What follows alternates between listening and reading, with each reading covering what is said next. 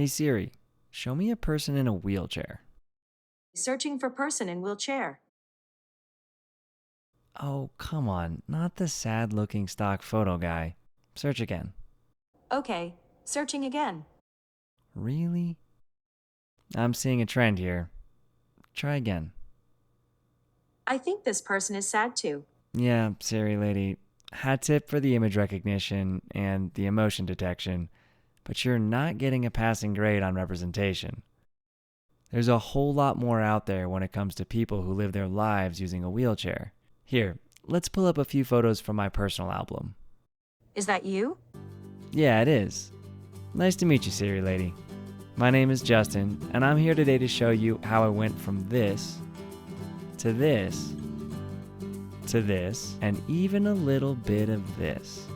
That's right. Who knew the wheelchair would start my modeling career? Wow, are you single? Dang, Siri. That's pretty forward. And for the record, no, I'm not. But what I want to emphasize to you is that even with something as life-altering as a paralyzing spinal injury, you can live life just as big. Not quite the same vibe as those photos you found of people in wheelchairs, is it? I'm telling you, the adaptive community is full of resilient folks who live beyond the stereotypical limits of their disability. Justin, what even is a spinal cord injury? It's a good question, Siri lady. If you're interested, I can share with you a bit about how a spinal injury can cause paralysis. Okay, I'm excited. Well, let's get into it then. Let's start with the basics. My skiing accident 5 years ago broke 2 of my vertebrae. But it wasn't the broken bone in my spine that caused my paralysis. It was the trauma to my spinal cord that did. So here's the spinal cord. If you look closely, you can see this long, thin piece of tissue running from the brain down through the spine. Together, the brain and the spinal cord make up what we call the central nervous system. That sounds intense. How does it work? The central nervous system controls all functions of the body and mind. So, muscle movement, thought, memories, all bodily sensation. That is a lot. So what's the role of the spinal cord? It is a lot. The spinal cord is basically the body's superhighway that allows information to flow from the brain to the rest of the body and from the rest of the body back to the brain. Damage to the spinal cord may result in this communication no longer working. Oh no, what kind of communication? There are 3 important types of communication transmitted across the neurons of the spinal cord. First is motor function. Motor function refers to your ability to control your muscles, which allows you to do activities like this. Second is sensory function. You can think of sensory function as your sense of touch. When you feel something hot like this pan, your body knows to stop touching it. Lastly, there is autonomic function, which regulates unconscious bodily functions like the movement of your diaphragm, your heart rate, urination, sexual responses.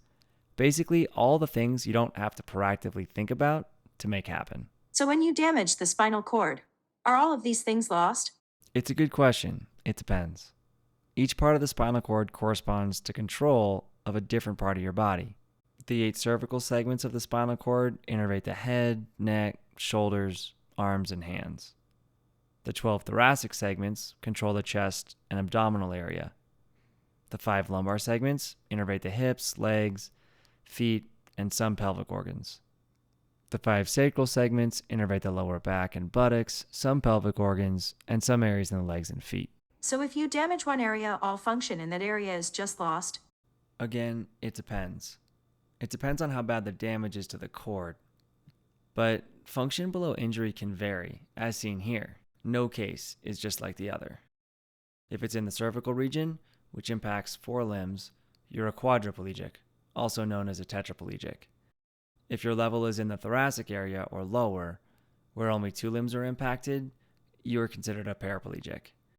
Justin, how did this happen to you? I was injured in a snow skiing accident back in 2016 in Squaw Valley out in Tahoe. I broke my T4 and T5 vertebrae, which caused compression on my spinal cord and, ultimately, paralysis from around my breastbone down. So what do you do now that life is a bit different?